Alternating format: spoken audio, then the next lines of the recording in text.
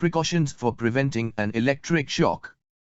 Take the following precautions when working on electrical equipment.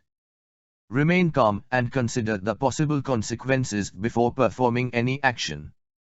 When work must be done in the immediate vicinity of electrical equipment, check with the senior engineer responsible for maintaining the equipment to avoid any potential hazards. Stand clear of operating radar and navigational equipment. Never work alone. Another person could save your life if you receive an electric shock. Never enter a flooded compartment that has a generator actively producing power. Transfer the load and secure the generator before entering. Never work on electrical equipment while wearing loose-fitting clothing. Be careful of loose sleeves. Never work on electrical equipment while wearing rings, watches, identification tags, or other jewelry. Wear safety goggles.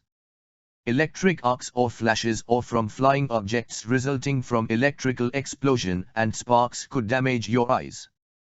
The sulfuric acid contained in batteries and the oils in electrical components can cause blindness. If possible, de-energize the circuit before using test equipment, especially a mega discharge capacitors before working on de-energized equipment. Take special care to discharge capacitors properly. Injury or damage to equipment could result if improper procedures are used. Work on energized circuits only when it is necessary. The power source should be tagged out at the nearest source of electricity for the component being serviced. Ensure that all tools are adequately insulated when working on energized electrical equipment. When working on energized equipment, stand on a rubber mat to insulate yourself from the steel deck. When working on an energized circuit, wear approved electrical insulating rubber gloves and other personal protective equipment. Cover as much of your body as practicable with an insulating material, such as shirt sleeves. This is especially important when working in a warm space where you may perspire. When working on energized electrical equipment, work with only one hand inside the equipment. Keep the other hand clear of all conductive materials that may provide a path for current flow. Keep covers of all fuse boxes, junction boxes, switch boxes, and wiring accessories closed. Report if any cover is not closed or is missing to the senior engineer or responsible for its maintenance. Failure to do so may result in injury to personnel or damage to equipment if an accidental contact is made with exposed live circuits. Ensure all rotating and reciprocating parts of the electric equipment are adequately protected by guards.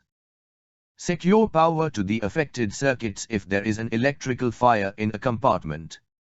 If critical systems are involved that prevent power from being secured, extinguish the fire using a non-conducting agent, such as dry chemical powder, carbon dioxide, etc. Last but not least, most accidents occur due to a momentary loss of concentration or attempts to overlook or ignore standard safety procedures. Do not let this happen to you. You should think safety first, always, and hence develop a safety-conscious attitude. This will save your life and the lives of others. Visit www.bathisabonboard.com for more ebooks and latest updates. Subscribe our YouTube channel Bathisab On Board to get latest videos. Thank you.